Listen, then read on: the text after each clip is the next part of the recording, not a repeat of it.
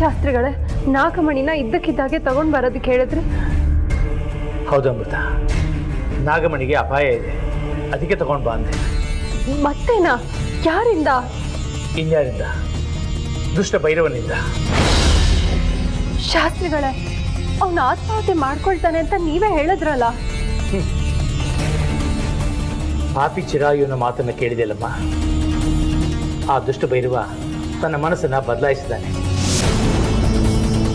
ಅವನಿಂದ ನಾಗಮಣಿಗೆ ಅಪಾಯ ಇದೆ. ಆ ನಾಗಮಣಿನ ಕಾಪಾಡ್ಬೇಕು ನಾವು.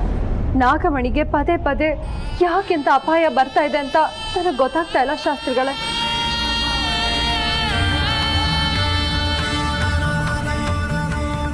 ತಗೊಳ್ಳಿ.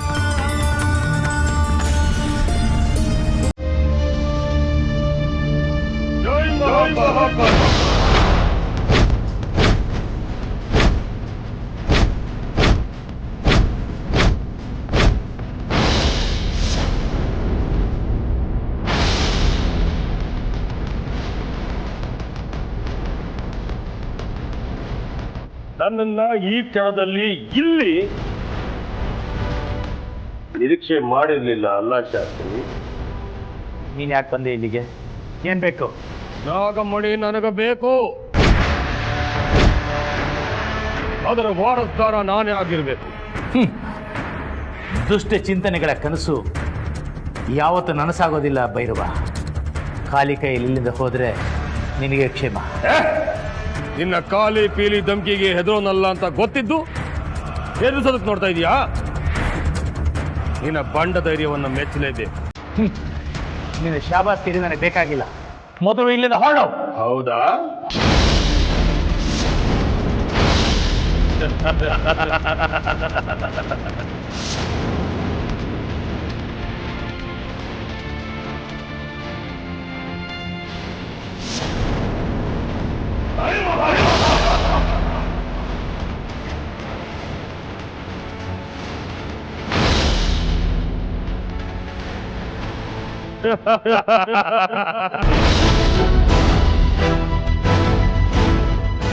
ನಿಮ್ಮನ್ನ ಹೀಗೆ ಬಂಧಿಸ್ತೀನಿ ಅಂತ ನಿರೀಕ್ಷೆ ಮಾಡಿರ್ಲಿಲ್ಲ ಅಲ್ಲ ಭೈರವ? ನಿನ್ನ ಮೃತ್ಯುನ ನೀನೇ ಆಹ್ವಾನ ಮಾಡ್ತಾ ಇದೀಯಾ. ಮೊದಲು ನನ್ನ ಅಮೃತನ ಈ ಬಂಧನದಿಂದ ಬಿಡುಗಡೆ ಮಾಡು. ಬಿಡುಗಡೆ ಮಾಡ್ತೀನಿ. ನನ್ನ ಬಂಧನದಿಂದ ಅಲ್ಲ, ಈ ಭೂಮಿಯಿಂದಲೇ ನಿಮ್ಮಿಬ್ಬರನ್ನು ಬಿಡುಗಡೆ ಮಾಡ್ತೀನಿ.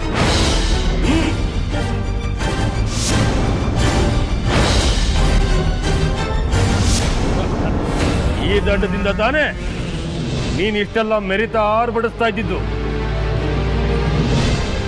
ಇದನ್ನೇ ಇಲ್ಲದಾಗ ಮಾಡ್ಬಿಡ್ತೀನಿ. ಭೈರವ, ನನ್ನ ಮಂತ್ರದಂಡಕ್ಕೆ ಮಾತ್ರ ಏನು ಮಾಡಬೇಡ. ಆ ಮಂತ್ರದಂಡನ ಸಾಕ್ಷಾತ್ ಪರಶಿವನೇ ನನ್ನ ದಯಪಾಲಿಸಿದ್ದು. ನಿನ್ನ ಮಾತನ್ನ ಕೇಳೋದಕ್ಕೆ ನಾನು ಗಿಣಿಯಲ್ಲ, ನಿನ್ನ ಪ್ರಾಣಾಹುತಿ ತಗೊಳಕ್ ಬಂದಿರೋ ಭೈರವ, ನನ್ನ ಮಾತು ಕೇಳು. ಆ ದಂಡ ನನಗೆ ವಾಪಸ್ ಕೊಡು.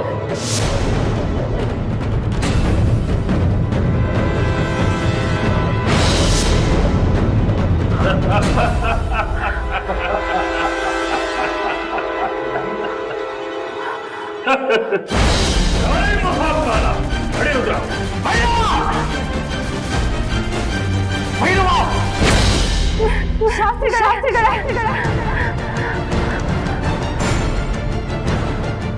ಅಂದ್ರೆ ನಾನು ನೋಡಿದ್ದಲ್ಲ ಕನ್ಸ.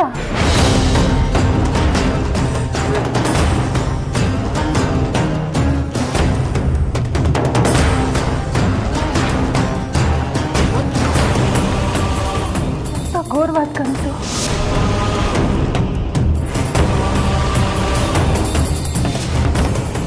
ಯಾಕಿತ್ತ ಕನ್ಸ್ಬಿಟ್ಟು?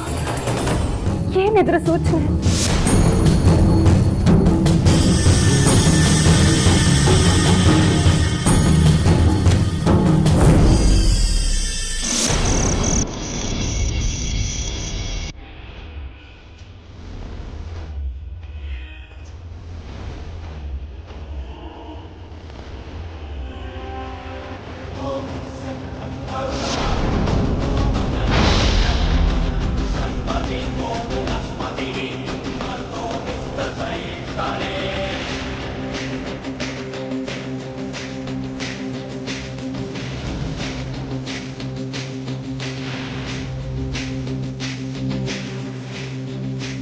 ಈಶ್ವರ ಅಗ್ನಿ ನೇತ್ರಾಯ ಸಂಭವ.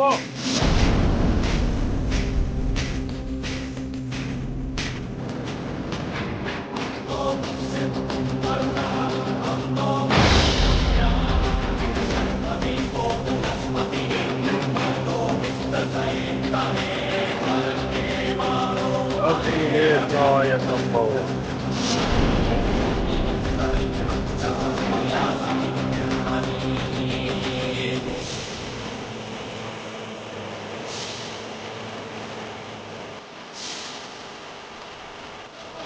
ಪೂರ್ಣಾಹುತಿ ನೀಡೋ ಸಮಯ ಬಂದಾಯ್ತು. ರುದ್ರ ವಿಷ್ಣು ಸ್ವಾರ್ಥನಿಲ್ಲಿ.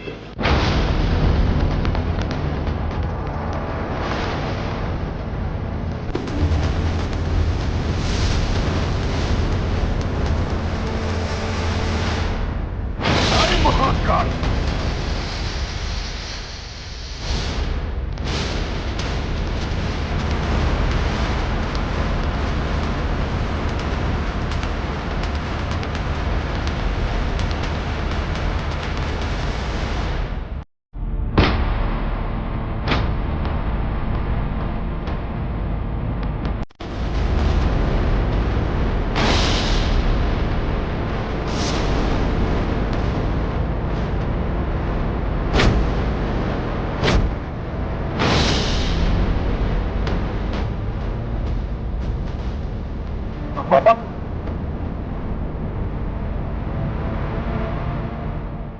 ಅಣ್ಣ,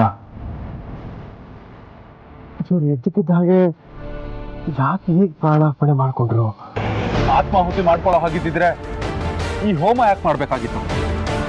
ಅಮೃತನ ಸಂಹಾರ ಮಾಡ್ತೀನಿ ಅಂತ ಘಂಟಾಘೋಷವಾಗಿ ಹೇಳಿ ಈಗ ತನ್ನ ಪ್ರಾಣನ ತ್ಯಾಗ ಮಾಡ್ಬೇಕಾಗಿತ್ತ?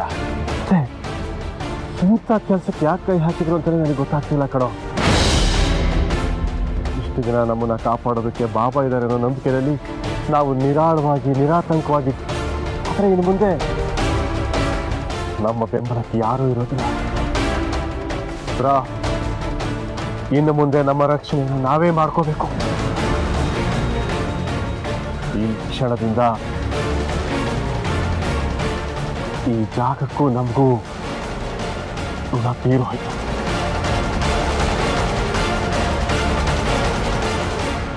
ಅಹೋ ಪರಮೇಶ್ವರಿ.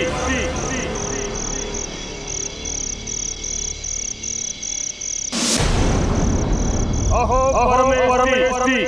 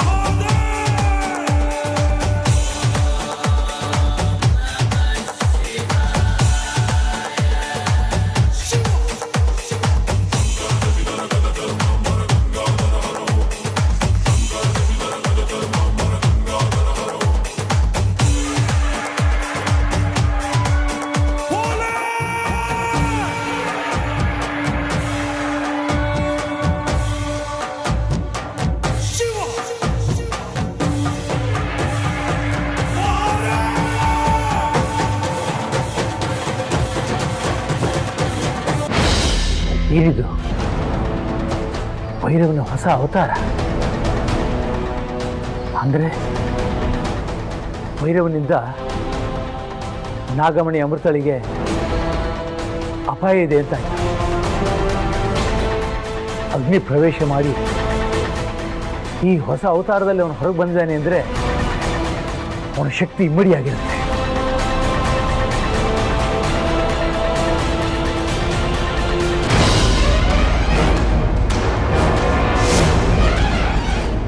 ರುದ್ರ ವಿಷ್ಣು, ಎಲ್ಲಿಗೆ ಓಡ್ತಾ ಇದ್ದೀರಾ? ಬನ್ನಿ. ಬಾಬಾ ಬಾಬಾ, ಏನಿದೆ ನಿಮ್ಮ ಅವತಾರ? ಕಾಲ ಭೈರವನ ಅವತಾರ. ಅವನ ಯಾಗವನ್ನು ಮಾಡಿ ನಾನು ಅಗ್ನಿಕುಂಡಕ್ಕೆ ಜಿಗಿದೆ. ಅಗ್ನಿಕುಂಡದಲ್ಲಿಯೇ ಅವನು ನನಗೆ ಕಾಲ ಭೈರವನ ಅಂಶವನ್ನು ಧಾರೆ ಎರೆದಿದ್ದಾರೆ. ಪುಟ್ಟ ಹುಡುಗಿ ಭದ್ರಕಾಳಿಯ ರೂಪದಲ್ಲಿ ನನ್ನನ್ನ ಸೋಲಿಸಿದ್ನಲ್ಲ, ಪ್ರತಿಯಾಗಿ ಈ ರೂಪ, ಈ ಅವತಾರ ಈಗ ನನ್ನಲ್ಲಿರೋ ಶಕ್ತಿ ಸಾಗರದಷ್ಟು, ಸಿದ್ಧಿ ಆಕಾಶದಷ್ಟು. ನನ್ನನ್ನು ಆ ಹುಡುಗಿಯಲ್ಲ ಯಾರು ಏನು ಮಾಡೋದಕ್ಕಾಗಲ್ಲ. ಅಂದ್ರೆ ನಾಗಿನ ಸಂಹಾರ ಮಾಡಬಹುದಾ? ಸಂಹಾರನೂ ಮಾಡ್ತೀನಿ, ಸಮಾಧಿನೂ ಮಾಡ್ತೀನಿ. ಏ ರುದ್ರ ವಿಷ್ಣು, ಯಾಕೆ ಹೀಗ್ ನಿಂತಿದ್ದೀರಾ? ನಿಮ್ಮ ರೂಪನ ನೋಡಿ ಭಯ ಆಗ್ತಿದೆ ಬಾಬಾ. ದಯವಿಟ್ಟು ಶತ್ರುಗಳ ಹತ್ರ ಈ ರೂಪನ ತೋರಿಸಿ. ಬಾಬಾ, ನೀವು ನಮ್ಮ ಮುಂದೆ ಮಾಮೂಲಿ ರೂಪದಲ್ಲೇ ಕಾಣಿಸ್ಕೊಳ್ಳಿ ಬಾಬಾ. ಹೌದು ಬಾಬಾ.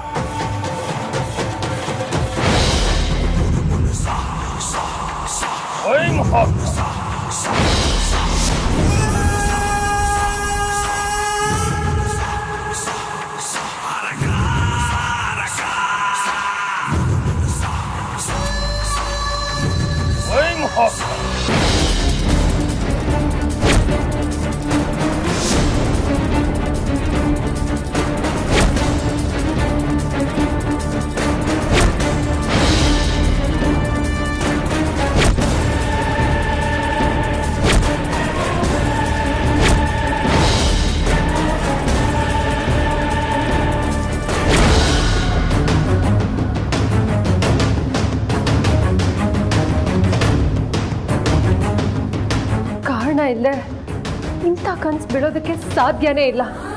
ಇದ್ಯಾವುದೋ ಅಪಾಯದ ಮುನ್ಸೂಚನೆನೇ ಇರಬೇಕು. ಏನು ಅಪಾಯ? ಅದನ್ನ ನಾನು ಹೇಗೆ ತಿಳ್ಕೊಳ್ಳಿ?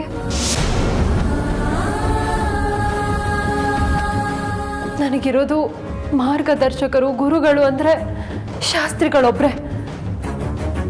ಅವ್ರ ಹತ್ರನೇ ಹೋಗಿ ಕೇಳಬೇಕು.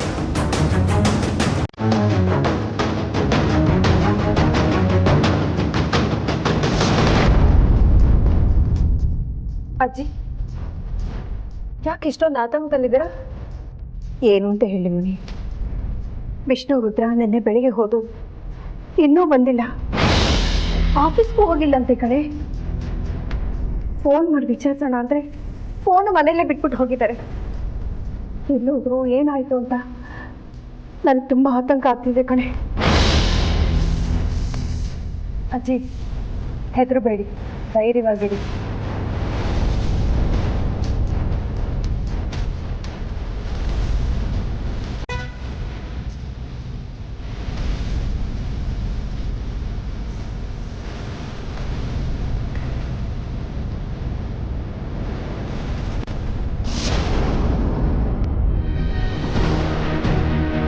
ಎರಡು ದಿನ ಆಯ್ತು ಅಂದ್ರೆ ಏನ್ ಅರ್ಥ?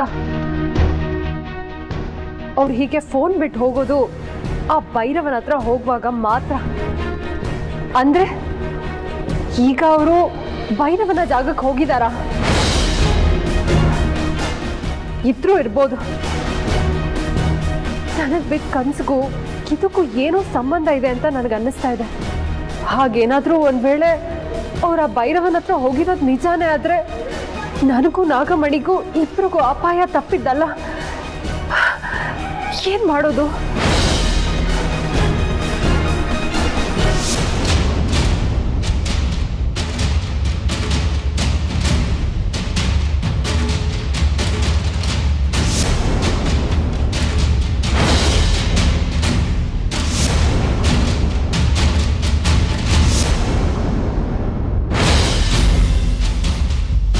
ಈಶ್ವರ ಅಗ್ನಿ ನೇತ್ರಾಯ ಸಂಭವ.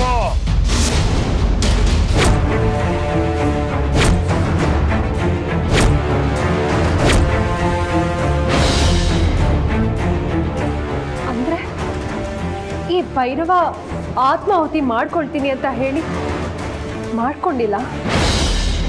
ಭೈರವ ತನ್ನ ನಿರ್ಧಾರದಿಂದ ಹಿಂದೆ ಸರಿಯೋದಕ್ಕೆ ಯಾರ್ ಕಾರಣ, ಏನ್ ಕಾರಣ ಅನ್ನೋದೇ ಗೊತ್ತಾಗ್ತಾ ಇಲ್ವಲ್ಲ. ಹಿಂದೆ ಏನೋ ಬಾರಿ ಕುತಂತ್ರನೇ ಇರಬೇಕು ಅಂತ ನನಗೆ ಅನ್ನಿಸ್ತಾ ಇದೆ. ಏನ್ ಮಾಡೋದು? ಹೇಗೆ ಅದ್ರ ಬಗ್ಗೆ ತಿಳ್ಕೊಳ್ಳೋದು?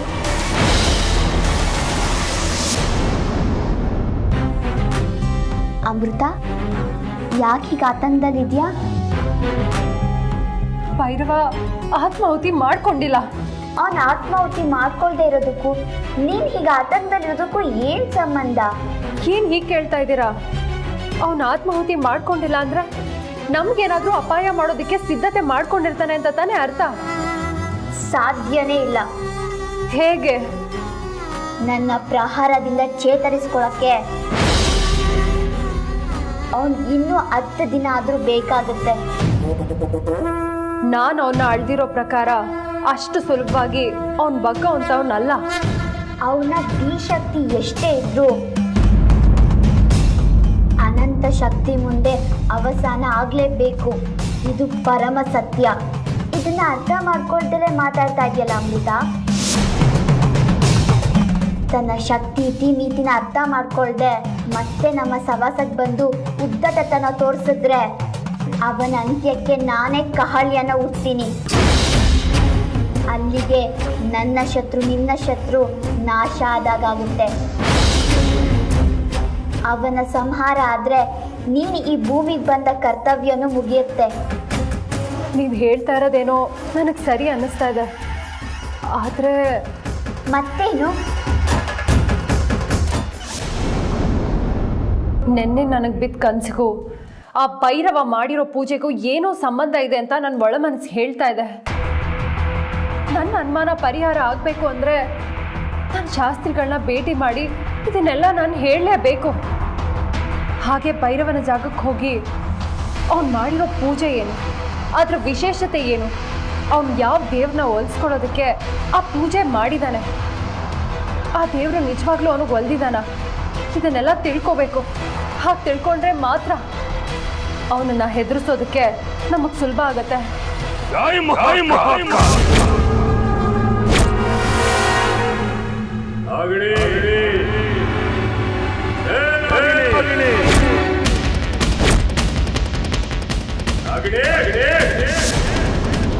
ಇದು ಭೈರವನ ಧ್ವನಿ.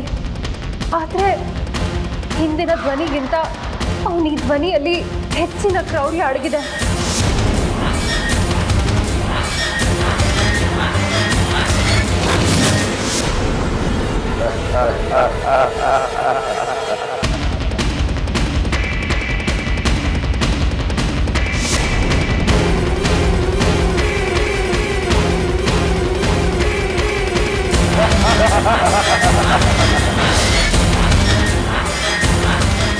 ಬಾ ನಾಗಿಣಿ ಬಾ.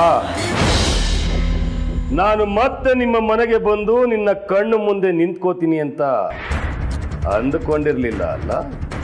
ಏನು ಮಾಡೋದು? ಸೋಲು ಅನ್ನೋದು ನನ್ನ ಉಂಗುಷ್ಟದ ಉಗುರಿಗೆ ಸಹ. ಮುದುರಿ ಮೂಲೆಯಲ್ಲಿ ಕೂರೋದು, ಹೆದರಿ ಪಲಾಯನ ಮಾಡೋದು ನನ್ನ ಜಾಯಮಾನಕ್ಕೆ ಬಂದಿದೆ. 1000 ಸಲ ಸೋತ್ರು 1001ನೇ ಸಲ ಗೆಲುವು ನನ್ನ ಕಾಲ್ ಹತ್ರ ಬಂದು ಬಿದ್ದಿರುತ್ತೆ. ಆತ್ಮವಿಶ್ವಾಸ ಉಳಿಸುತ್ತೆ. ಅತಿಯಾದ ಆತ್ಮವಿಶ್ವಾಸ ಅವಸಾನಕ್ಕೆ ದಾರಿ ಮಾಡಿಕೊಡುತ್ತೆ.